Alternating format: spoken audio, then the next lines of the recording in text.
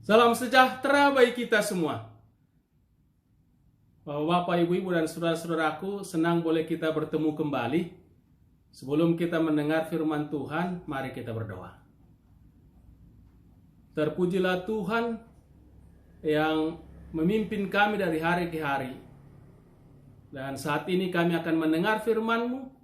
Bimbinglah kami untuk mengerti dan melakukannya dalam nama Yesus. Amin.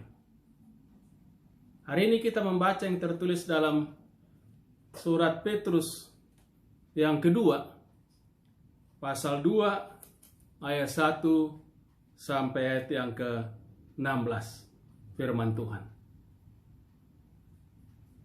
Sebagaimana nabi-nabi palsu dahulu tampil di tengah-tengah umat Allah, demikian pula di antara kamu akan ada guru-guru palsu.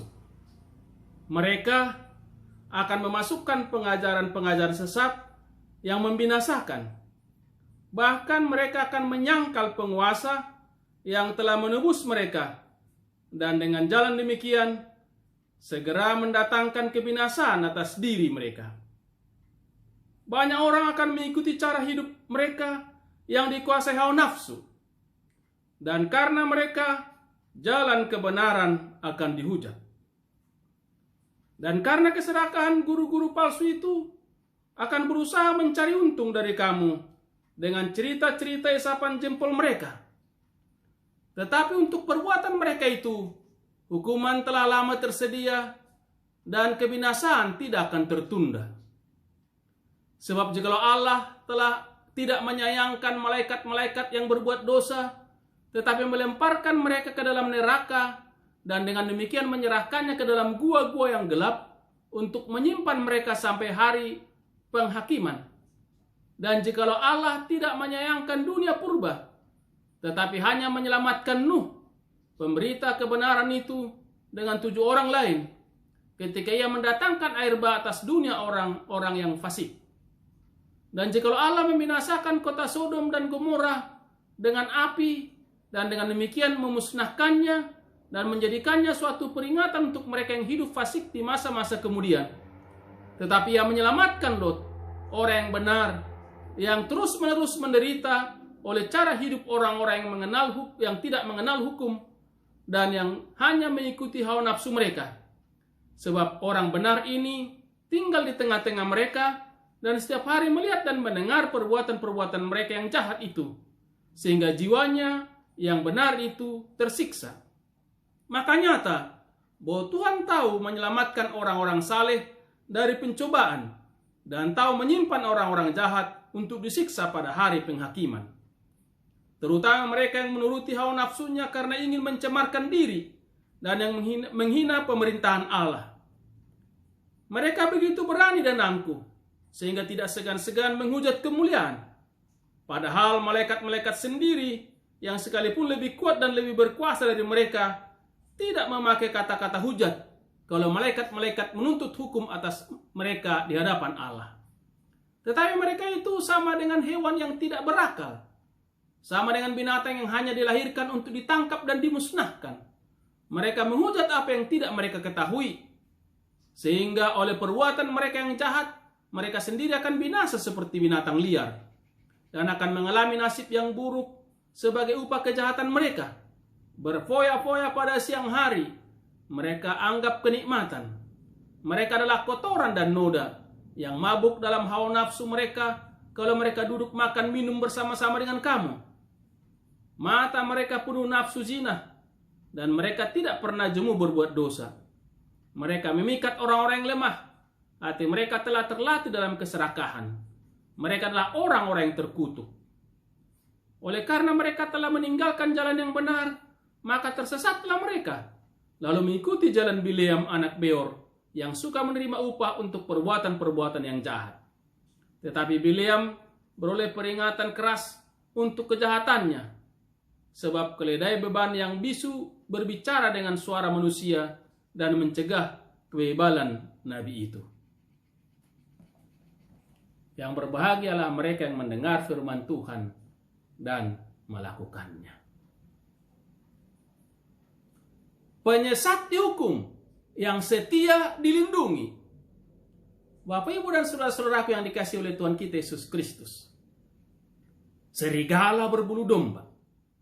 Tentu kita tahu maksud kalimat itu ya. Nampaknya baik, manis, bahkan sepertinya penurut, sehingga kita tidak curiga bila bergaul dengannya. Ternyata jahat, membahayakan, mengancam jiwa. Bukan domba, tetapi dia serigala yang buas, yang memang sedang mencari mangsanya untuk dilahap. Dan kita dibuatnya jadi mangsanya. Ngeri sekali itu ya. Kita tidak tahu, ternyata musuh besar kita yang siap membinasakan kita. Saudara-saudara, dalam kehidupan ini memang sering terjadi seperti itu. Siapa yang curiga bila tampilannya manis, pakaiannya juga rapi, bersih, kata-katanya juga manis dan enak didengar. Tetapi ternyata hanya awalnya saja demikian. Selanjutnya dia menunjukkan taringnya. Dia bermaksud menyesatkan dan membinasakan kita.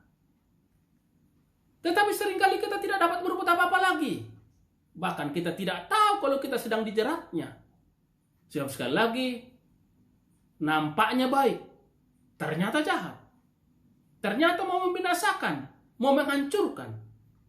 Bahkan dengan berani menunjukkan kegarangannya dan kejahatannya dengan ucapan-ucapan yang menakutkan. Saudara-saudara, kira-kira seperti itu yang terjadi pada jemaat mula-mula yang disapa oleh surat Petrus ini. Ada sekelompok orang di tengah jemaat yang mengajarkan hal yang menyimpang dari ajaran yang benar, yang telah diberitahukan kepada mereka sebelumnya oleh rasul-rasul. Pengajar sesat itu mengatakan bahwa Yesus Kristus tidak akan datang lagi ke dunia untuk kedua kalinya. Dan karena itu nikmatilah hidupmu sekarang ini. Puaskan dengan sesuai hawa nafsumu. Jangan pikirkan lagi yang akan datang, yang sekarang aja. Tindakan mereka menyangkal Tuhan. Mereka memang mengikuti dan berada dalam persekutuan, tetapi mereka tidak melakukan apa yang diperintahkan atau diajarkan oleh Tuhan Yesus melalui rasul-rasulnya. Bahkan mereka menyeret umat itu untuk menyimpang dari ajaran yang benar, dengan cara antara lain menceritakan hal-hal yang luar biasa, padahal tidak ada, agar yang lain tertarik lalu mengikuti mereka. Hanya isapan jempol aja. Padahal tujuannya adalah mengambil keuntungan dari umat itu.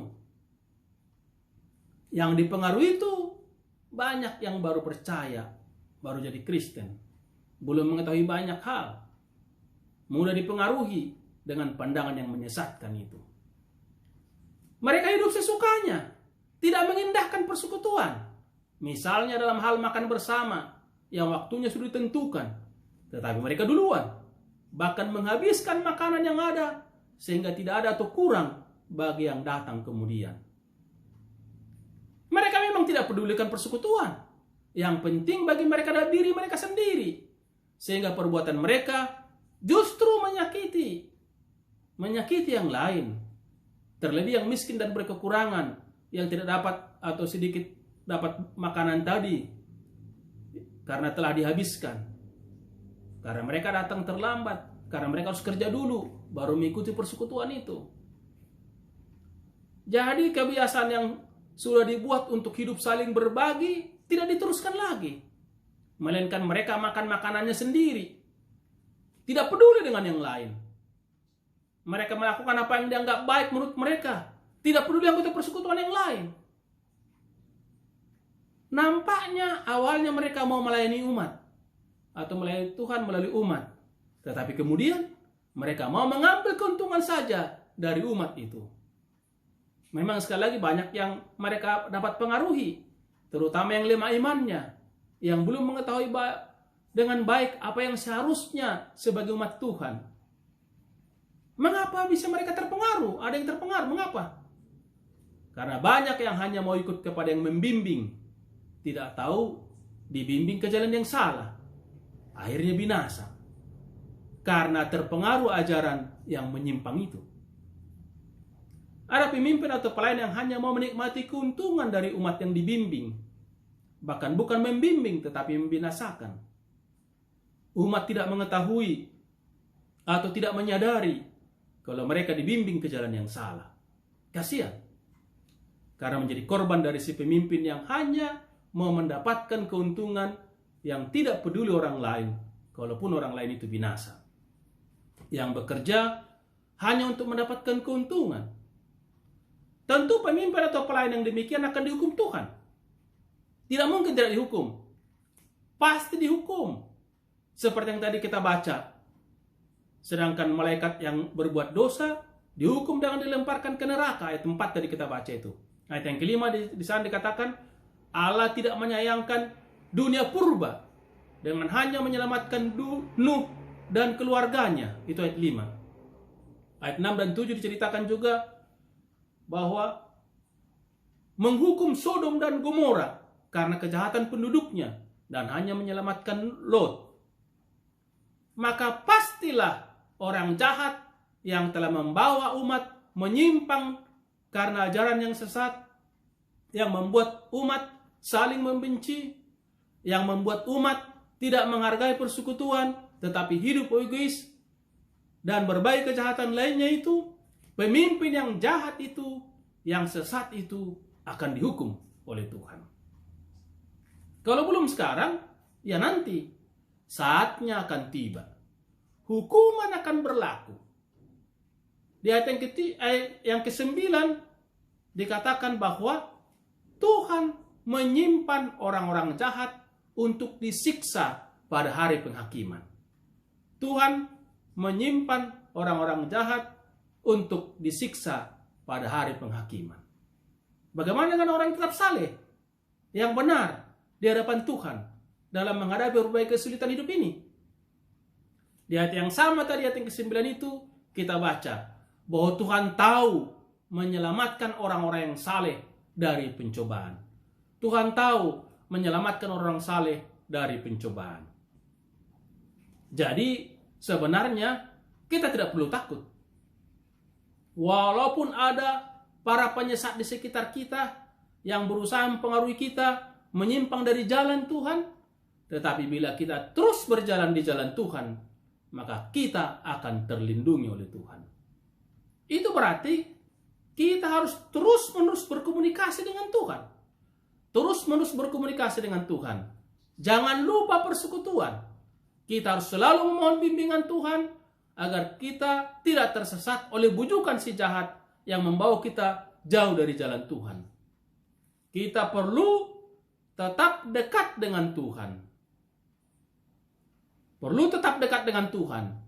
Taat kepada Tuhan dengan ketaatan yang tidak berpura-pura, tetapi dengan kesungguhan mau mendapatkan bimbingan Tuhan dalam perjalanan hidup ini.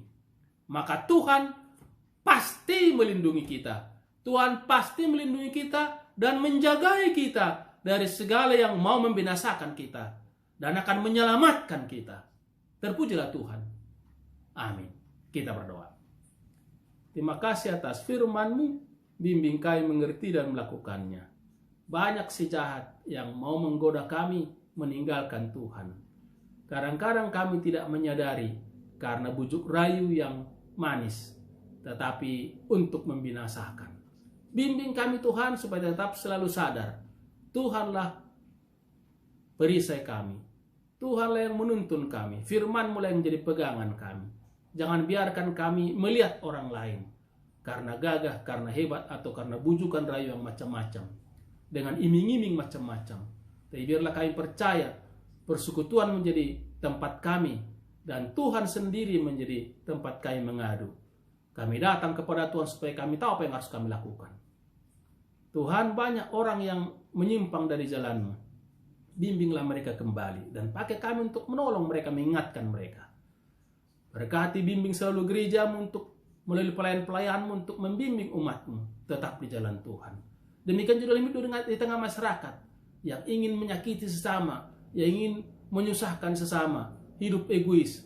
Biarlah Engkau menyadarkan mereka. Kami boleh bersatu bersama-sama sebagai anak bangsa, bersekutu, walau berbeda satu dengan yang lain, tapi bersatu untuk melakukan apa yang baik untuk kemajuan negara dan bangsa kami. Karena itu sertai pemimpin, supaya mereka dapat memimpin kami dengan baik. Presiden, para gubernur, bupati, wali kota, para pemimpin yang Tuhan percayakan, TNI, Polri, Tuhan tolong mereka menjalankan tugasnya dengan baik. Kami semua hidup damai di dalam Tuhan. Terpujilah Tuhan, dalam Yesus Kristus kami berdoa. Amin. Tuhan menyertai memberkati kita sekalian. Salam penuh kasih.